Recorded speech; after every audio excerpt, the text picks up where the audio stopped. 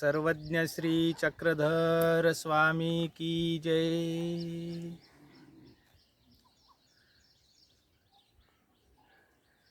आपण आज अंत्यसंस्काराबद्दल जाणून घेणार आहोत। महानुभाव पंथामध्ये अंत्यसंस्कार शुश्रूषा विधी कसा करतात याची आपण माहिती घेणार आहोत।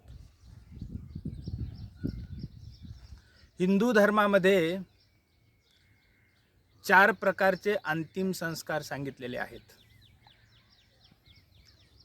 एक भूमिडाग, दुसरा जलडाग, तिसरा अग्निडाग आणि चौथा वनडाग। 4 प्रकाराने अंतिम संस्कार केला जातो। भूमिडाग हा उत्तम प्रकारचा डाग मानला जातो। भूमिडागाचं उदाहरण रामायणामध्ये सापडतं।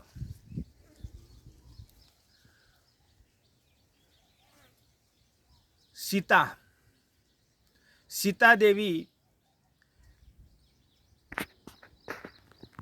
ही महान पतिव्रता। सर्वज्ञ श्री चक्रधर प्रभूंनी देखील सीता देवीचं कौतुक केलेलं आहे।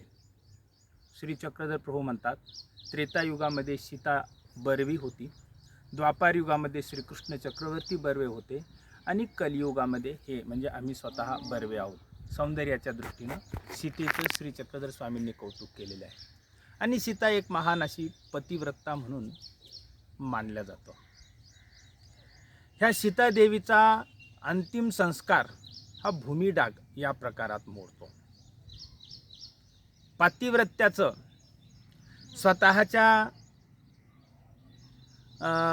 पतिव्रताचं परीक्षा देत असताना तिने या धरती मातेला वंदन केलं आणि सांगितलं की मी जर निष्कलंक असेल तर मला या भूमीमध्ये सामावून घे।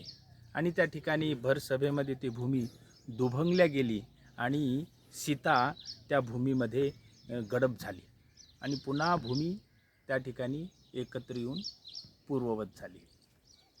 हा भूमिडागाचा प्रकार होय।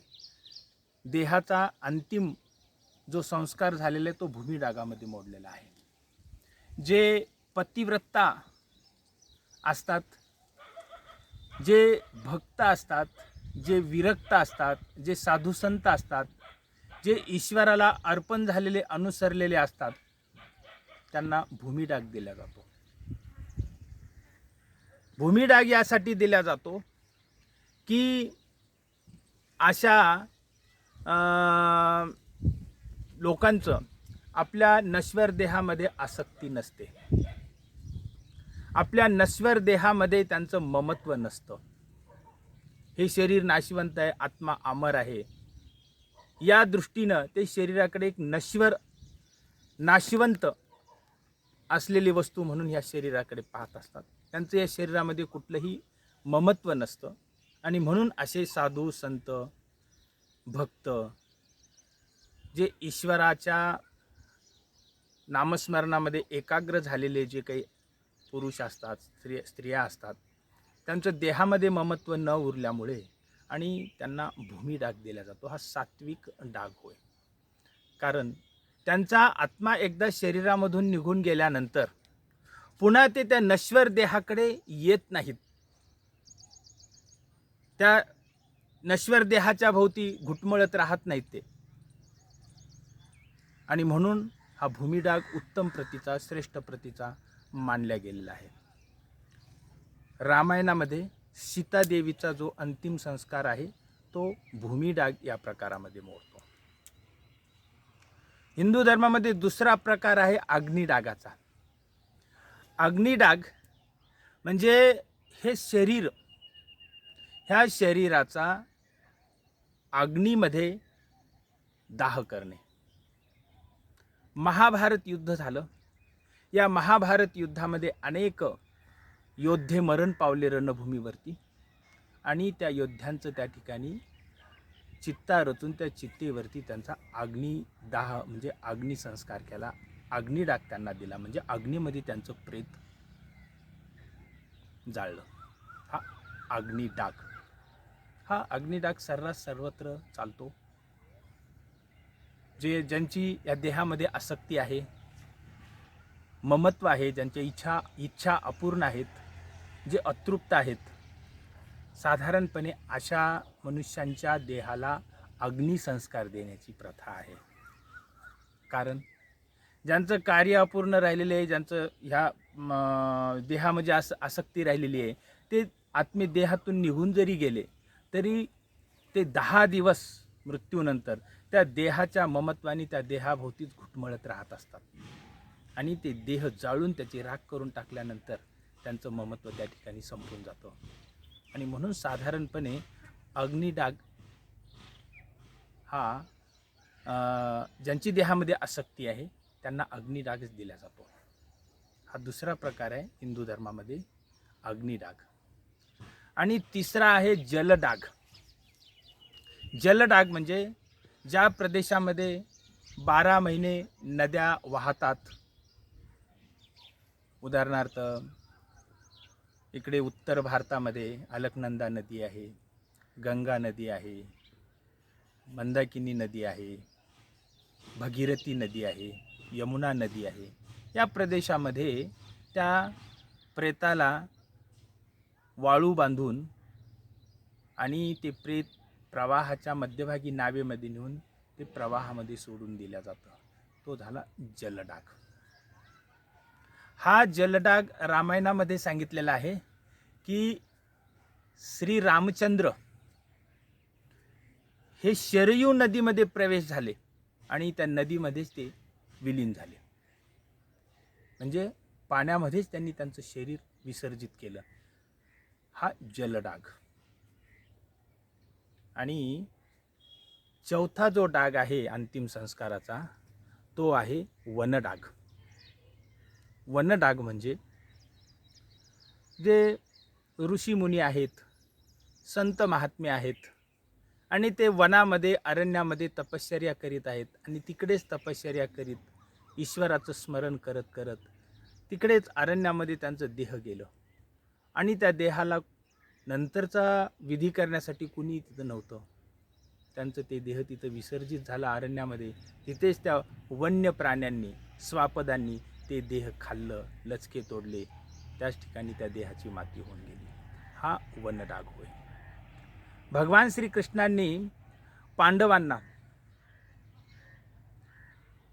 सांगितलं की आता हे हस्तिनापुराचं राज्य तुम्ही परीक्षिती राजाकडे सुपूर्द करा आणि संन्यास घेऊन हिमालयाकडे चालायला लागा. आणि भगवान श्रीकृष्णांच्या आज्ञेप्रमाणे 5ही पांडव आणि द्रौपदी परीक्षितीला हस्तिनापूरच्या राज्य गादीवर बसवलं आणि हे सगळे हस्तिनापुरावरून हिमालयाच्या दिशेने निघाले. आणि मग त्या हिमालयातून वाटचाल करत असताना सर्वात प्रथम सहदेवाचं देह पडलं. पांडव आले, थोडे वेळ थांबले, ईश्वराचं स्मरण केलं, देह तिथंच पडलं. पुढे चालायला लागले. पुढे गेल्यानंतर नकुलचं देह पडलं त्या वनामध्ये. ते चालतच राहिले. पुढे मग अर्जुनाचं देह पडलं, चालतच होते. भीमाचं देह पडलं, शेवटी युधिष्ठिर राहिला. अशा प्रकारे हे पांडव हिमालयामध्ये गेले. हिमालयामध्ये त्यांचं देह विसर्जित झालं. त्या ठिकाणी त्यांना वनडाग म्हणजे वनामध्ये ते प्रेत त्यांचं तिथेच पडलं, कोणी उचलायला नाही. आणि त्या ठिकाणी त्यांचा तो अंतिम संस्कार म्हणजे कोल्ह्या कुत्र्यांनी, हिंस्र स्वापदांनी ते प्रेत खाल्लं आणि त्याची तिथे माती झाली, हाडाचे सापळे झाले.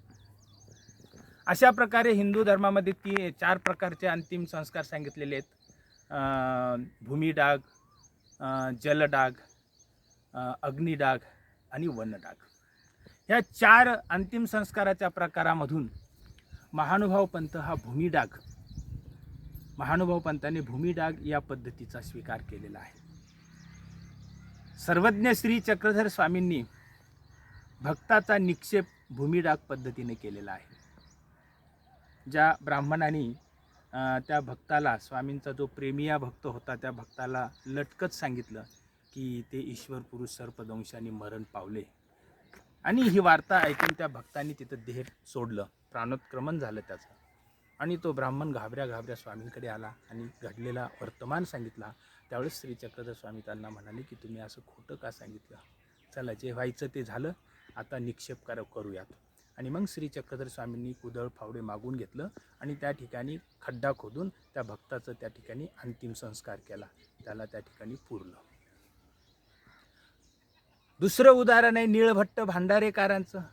निळभट्ट भांडारेकरांना सुद्धा भूमिडाग दिल्याचं उदाहरण आहे. महानुभाव पंथामध्ये भूमिडाग देण्याची प्रथा आहे. भूमिडाग देताना जो विधी असतो तो विधी, मनुष्याचं देह गेलं, प्राणज्योत मालवली, त्यानंतर 3 तासपर्यंत त्या प्रेताला कोणीही स्पर्श करीत नाही. ते प्रेत अंथरुणावरती झोपवून ठेवतात आणि त्या ठिकाणी नामस्मरण वगैरे करतात, शोक वगैरे व्यक्त करत नाहीत. दुःख असेल ते मनामध्येच करतात मानलेपणाचं आणि नामस्मरण करतात. 3 तासानंतर त्या प्रेताला आंघोळ घालतात, तिरडीवरती बसवतात आणि तो जर साधक असेल, साधू असेल तर त्याच्या हातामध्ये गाठी देतात, एका हातामध्ये झोळी देतात आणि पान सुपारीचा विडा त्याच्या झोळीमध्ये ठेवतात. आणि ज्यांना ज्यांना कोणाला आपल्या भावना व्यक्त करायच्या असतील ते त्या प्रेताच्या झोळीमध्ये द्रव्य टाकतात आणि अशा पद्धतीनं तिरडीवरती बसवून ते प्रेत स्मशानभूमीमध्ये आणतात. स्मशानभूमीमध्ये खड्डा खोदला जातो. शक्यतो कोऱ्या भूमीवरती ठेवण्याची प्रथा आहे.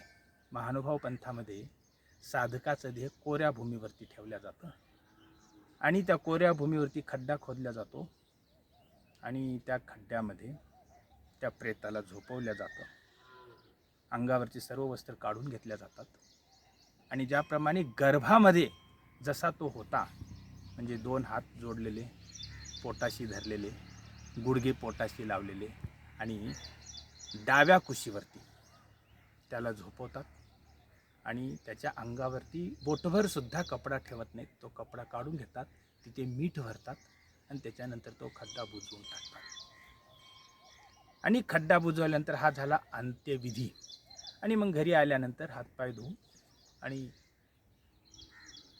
देवपूजा वंदन करून प्रसाद वंदन करतात आणि आपापल्या व्यवहारामध्ये पुढे चालायला लागतात. 10 दिवसपर्यंत त्या गतात्म्याच्या म्हणजे मृत पावलेल्या व्यक्तीच्या निमित्ताने ज्ञानी साधू संतांच्या ठिकाणी अन्नदान केलं जातं. कारण श्री चक्रधर स्वामींनी सांगितलेलं आहे की 10 दिवसापर्यंत जे काही त्या आत्म्याच्या निमित्ताने भजन पूजन अन्नदान केलं जातं त्याचं गोमटं त्या मरण पावलेल्या व्यक्तीला मिळतं. आणि ही ईश्वराची कृपा आहे की त्या जीवाचं भलं व्हावं म्हणून 10 दिवसापर्यंत परमेश्वर त्याचं ते स्वीकार करतात. कारण स्वामींनी सांगितले 10 दिवसामध्ये केलं ते पावन होतं. आणि 10 दिवसपर्यंत अशा पद्धतीनं सुतक तर नसतंच, पण अशा पद्धतीनं जिथे जिथे साधू संत असतील, ज्ञानी असतील, त्यांना अन्नदान भजन पूजन केल्या जातं. राजसूय यज्ञ प्रसंगी शुकमुनी पांडवांच्या यज्ञामध्ये आलेले होते आणि शुकमुनी राघूच्या वेशामध्ये बसून त्या यज्ञामध्ये एका पात्रावरचं एक शीत वेचून खात होते. तर असं पुराणामध्ये सांगितलेलं आहे की पांडव यज्ञ करत होते. यज्ञामध्ये रोज 1,00,000 लोक जेवण करत होते आणि 1,00,000 लोकांना अन्नदान केल्यानंतर स्वर्गामध्ये 1 घंटा वाजत होती. दररोज 1 घंटा, 1,00,000 लोकांचं भोजन 1 घंटा. पण एके दिवशी सारखा घंटानाद होऊ लागला. पांडव बुचकळ्यात पडले की रोजच्या एवढंच अन्नदान आहे परंतु स्वर्गामध्ये सारखा घंटानाद का होतोय. मग ते श्रीकृष्णाकडे आले, म्हणाले देवा असं कसं. तर देव म्हणाले तुमचं पुण्य थोर आहे. आज प्रत्यक्ष शुकमुनी माझे भक्त तुमच्या या यज्ञामध्ये आलेले आहेत आणि ते भोजन करतायत. त्यांच्या एका घासाला 1,00,000 लोकांनी जेवण केल्या एवढं पुण्य तुम्हाला मिळत आहे म्हणून स्वर्गामध्ये सारखा घंटानाद होतो आहे. पांडव हात जोडून म्हणाले भगवंता आम्हाला त्यांचं दर्शन घडवा. आणि मग भगवान श्रीकृष्ण म्हणाले चला माझ्यासोबत. आणि मग श्रीकृष्ण भगवंताच्या पाठीमागं पांडव निघाले, द्रौपदी निघाले.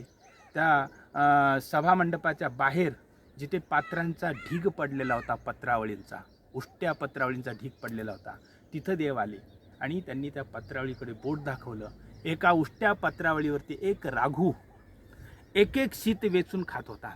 देवाने सांगितलं ते पहा, ते राघूच्या वेशात असलेले शुकमुनी आहेत, बाल ब्रह्मचारी, बाल संन्यासी, योगी, माझे परम भक्त, एकनिष्ठ भक्त. आणि त्यांच्या एका एका शीताला 1-1 लाख लोक जेवले इतकं पुण्य मिळतं आहे, वंदन करा. मग पांडवांनी वंदन केले तर शुकमुनी प्रगट झाले. हा संदर्भ घेऊन महानुभाव पंथामध्ये की 10 दिवसापर्यंत दशक्रिया म्हणून ज्ञानी विरक्त साधू संतांना अन्नदान करण्याची प्रथा आहे. अशा प्रकारे 10 दिवसापर्यंत केलं जातं. आणि 10 दिवस झाल्यानंतर आणि मग त्या व्यक्तीचं जिथं अंतिम संस्कार केला तिथं समाधी वगैरे काही नाही. पुन्हा त्यांचं काय वर्षश्राद्ध नाही, पुण्य काय वर्षानंतर काय करतात जयंती वगैरे ते काही नाही. अशा पद्धतीनं महानुभाव पंथामध्ये अंतिम संस्काराचं कार्य केलं जातं. सर्वज्ञ श्री चक्रधर स्वामी की जय.